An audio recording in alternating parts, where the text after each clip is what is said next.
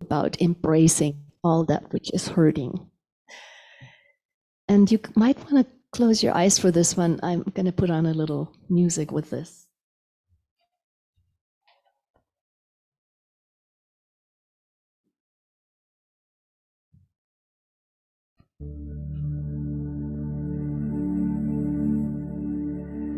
Feel the loneliness of all living beings, of Jesus on the cross, the sorrow under the Bodhi tree, the loneliness of a dying star, the last dinosaur as it says goodbye to its broken world. Feel the exquisite loneliness of this beautiful earth, elegantly spinning in space.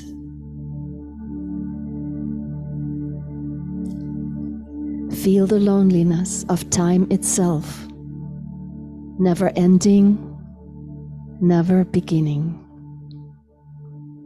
of a universe born of innocence.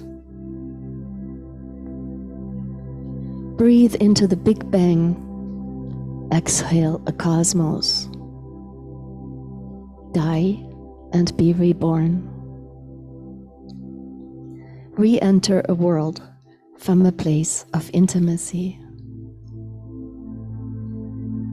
Never call it loneliness again. The word does not do it justice.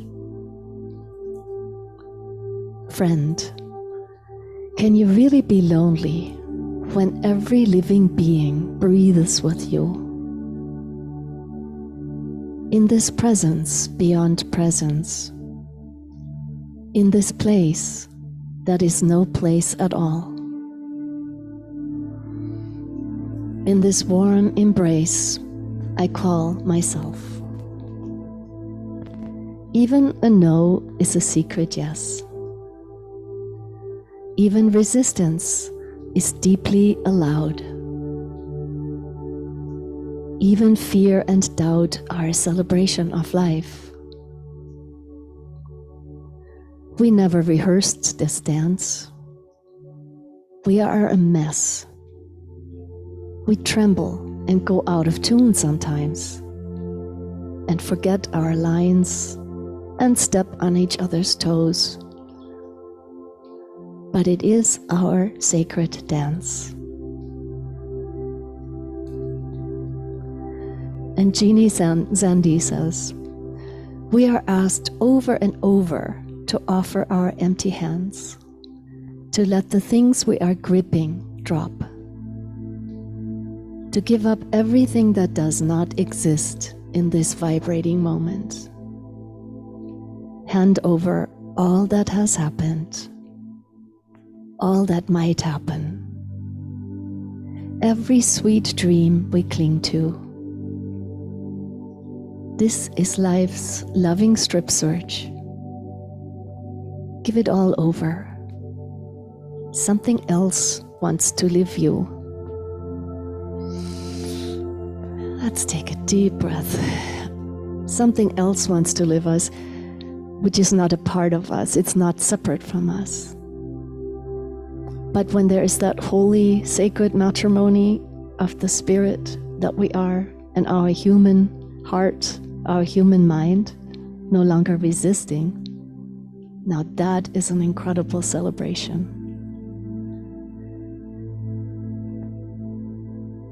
So that something else that wants to live us is actually our highest potential. The expression, imagine how it would be if we were living without any fears, without any memories from the past that we've ever done anything wrong. Just for a moment, play with me, okay? So let's imagine we've never done anything wrong. We just haven't. It's just totally, the slate is cleared, right? Everything you might regret, everything you might have had sorrow about, any heartache, it's all wiped out now. So Divine Mother's come into this room and blasted her light and blasted you free of your past.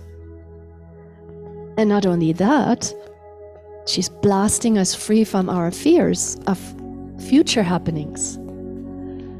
Let's take a deep breath with that possibility. And what would be left? What would be left, friends? No past, regrets, no fears of the future. What is here?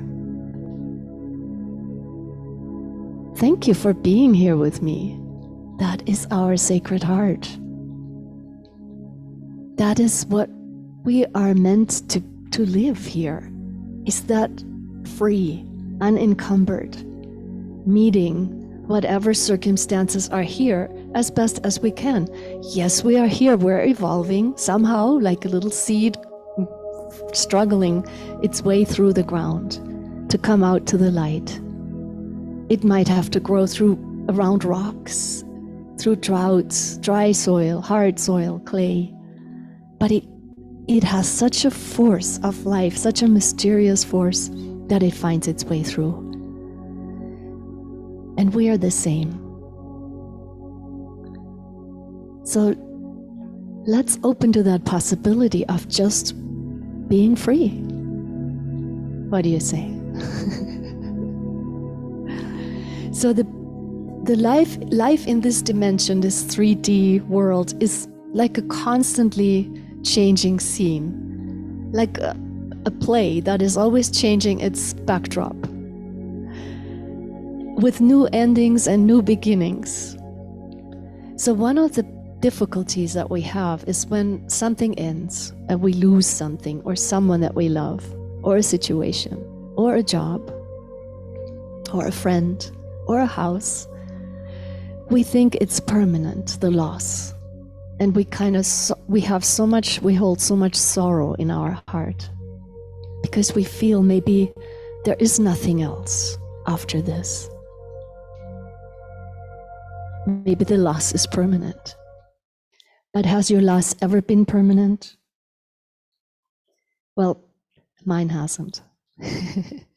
So I've gone through some pretty deep heartaches, and I was very, very heartbroken, and I thought, life is a mess, this can never be repaired. And I argued with the universe. Who has ever argued with life? And then it turned out many, many years later that this unbelievable disaster in my life turned into blessings, greater than I could have ever imagined. So who here in this room has ever argued with life and found things unacceptable, situations or losses totally unacceptable, and then years later found that maybe they were not such a bad idea after all? Maybe they took you to a whole new place, a whole new strength. All right, I see some hands.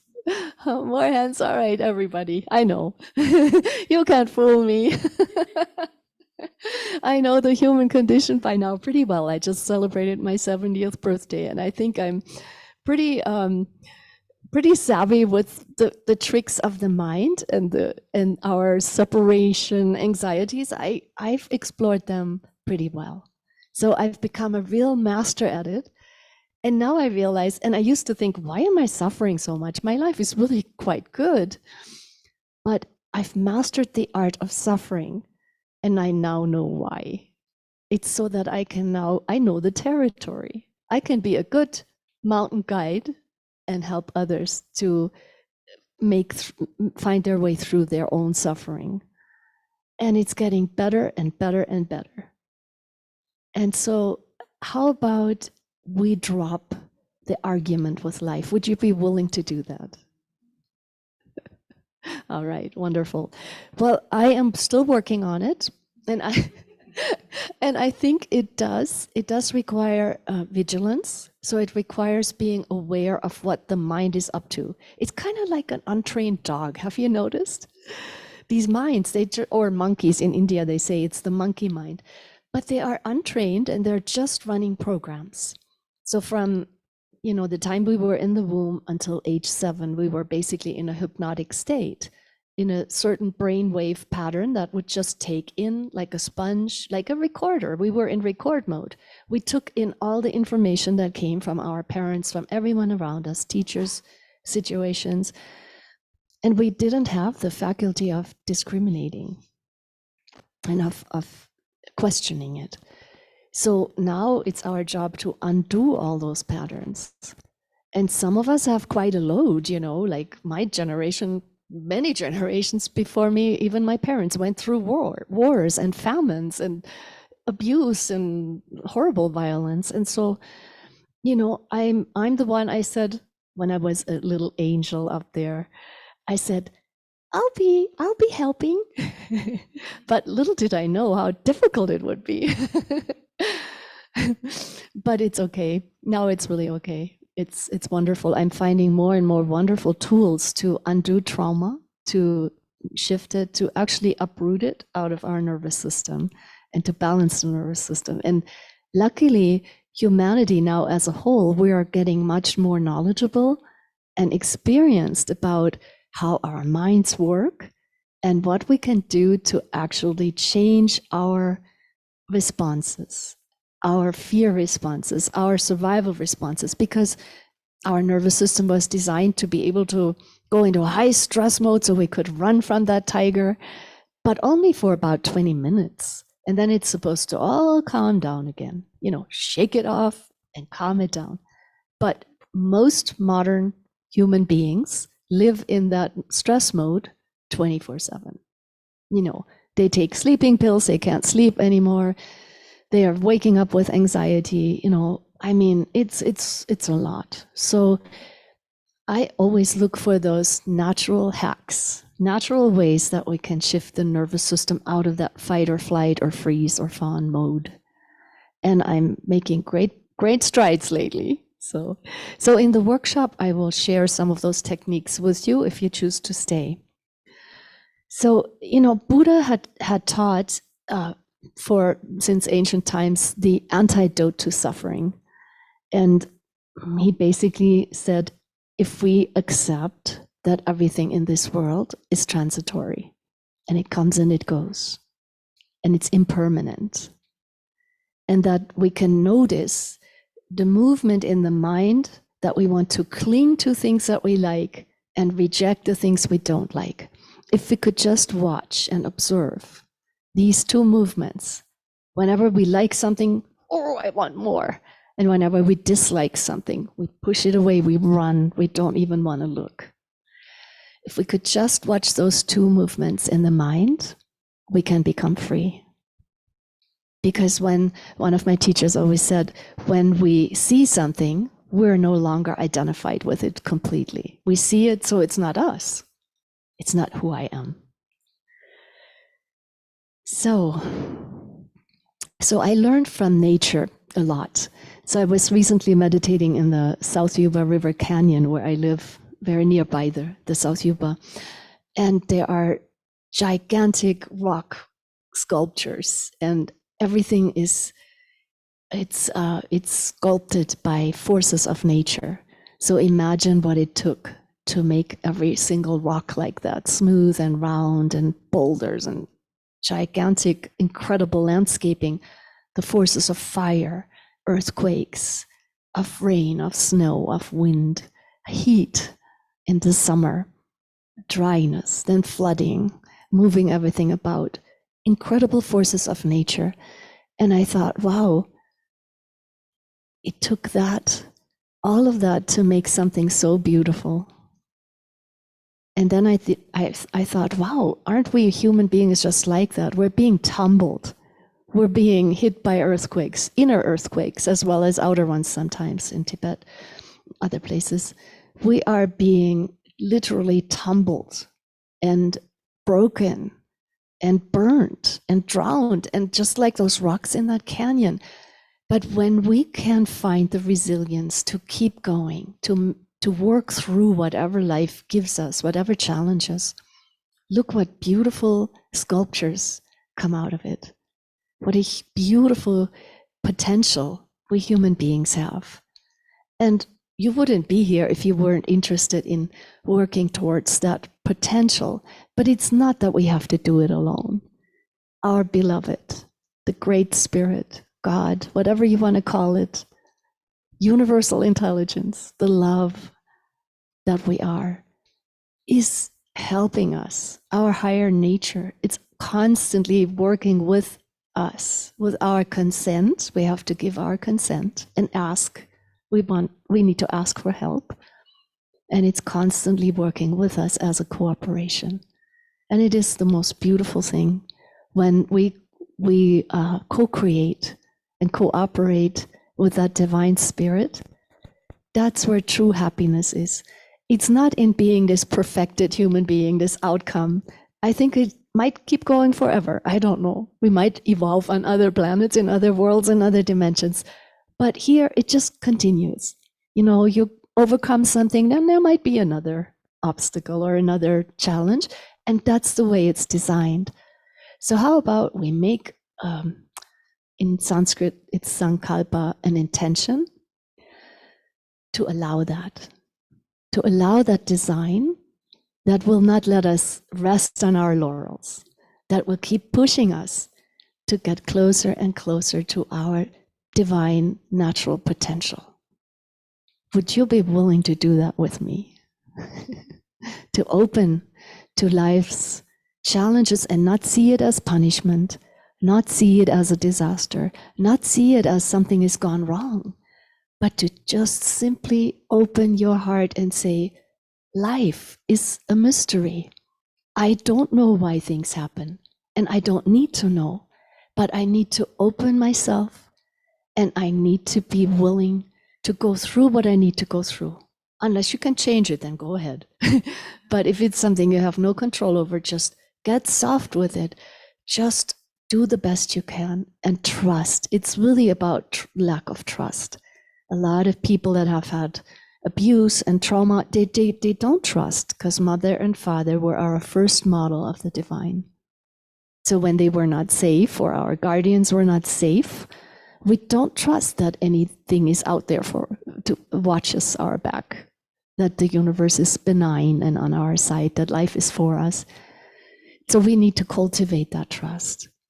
And I am a good witness, and I can say it's totally possible to cultivate it, even if it was never there.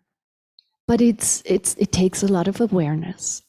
So I wish for all of us to have greater and greater awareness of what we want to release and of what we want to invite into our lives, into our being, and to co-create and cooperate with our divine spirit more and more and more. And that is the recipe that will help us to flow with life's currents, with that fast-moving river, that uncertainty that we're going through right now. So thank you for doing that with me. And I will go into the meditation right now. But first, I'm going to share a poem that I wrote many years ago. I call it A Sacred Wave. It's very short.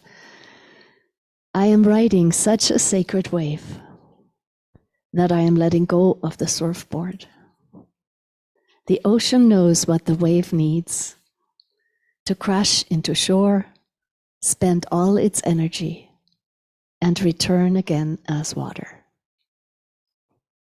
So we are those waves, crashing, spending all our energy, and then we return as who we truly are, our true self, our true spirit. Let's take a nice deep breath. I read this quote before from one of my teachers, Sri Bhagavan, and he says, acceptance is letting everything come. Forgiveness is letting everything go. Love is letting everything be. Wisdom is letting all things arise, flourish, and release naturally. Awareness is restful attentiveness. Now let's take a nice deep breath. And you can do this meditation with your eyes open or closed. If you open your eyes, then choose a spot in the distance to just kind of softly gaze, not really focus, but just let your eyes wander into the distance. And then allow your brain, your mind, to expand outward to the sides of this room. So let your mind and brain perceive what is to the left and to the right of you. And if you want, you can also go outside of the room, outside of the building, and experience the great outdoors. Your brain and mind can see without the eyes. And then allow your mind to open up to what is above you and below you. Maybe even past the floor of this building, deep into the earth. Maybe above the roof of this building, high into the sky where the rainbow is. And perhaps your awareness wants to expand way out into the cosmos, way beyond this planet, Earth. Nice, deep, relaxed breathing. And you're just perceiving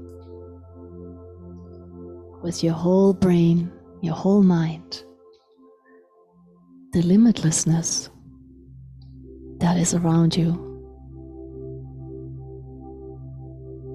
And then, with that expanded awareness, focusing on your beautiful heart. Your heart is more powerful than anything. And allow your heart to expand as well, out into every direction. You can give that energy a color, if you like.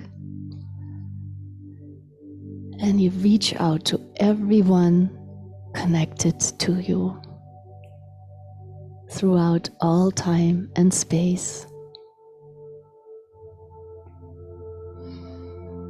Letting your heart's energy, the radiance that you are, touch everyone in its path.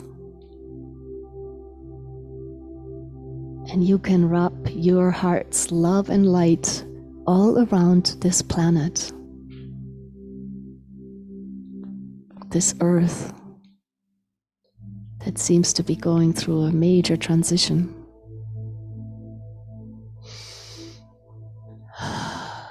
Breathing deeply.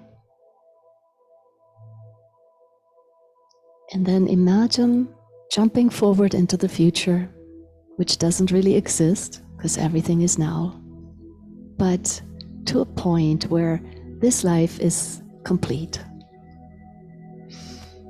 And just imagine that everything has been forgiven, has been cleared, and there is nothing but gratitude left and total joy. Gratitude and joy for all the experiences you've had in this lifetime, all the people, all the challenges, and all the grace and all the joy. And as you're walking on a beautiful forest path, you look behind you with a big smile. Let's put a smile on our face. You look behind you at your life and you say, well done. It's complete. It was a beautiful, rich, heartbreaking, and gorgeous journey. And I have grown, and I have completed my soul's mission. And I am here. And then you turn ahead to where you're going, and you see in the distance a huge, beautiful, expanding light, radiant source of light. And you smile and you walk towards that light, and you know that is your essence, your beloved. That is your home. And you are so happy. You celebrate because you get to go home. all has been well, all is well, and all will be well, forever and ever. Nice deep breath. Just breathe that in,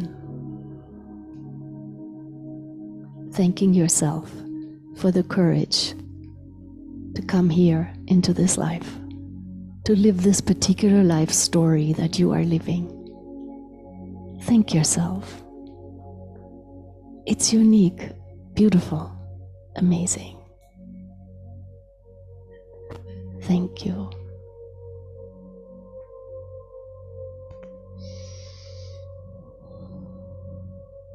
And take your time when you're ready in your own way. However you feel it's appropriate for you, you can bring the awareness slowly back into this room. But you never have to leave the expanded awareness. You can have both at the same time, this local room awareness and the expanded awareness. You can keep that active in your being. Blessings to all of you, all of us, and this earth. Thank you, I love you. Thank you, I love you. Thank you, I love you. Deep breath.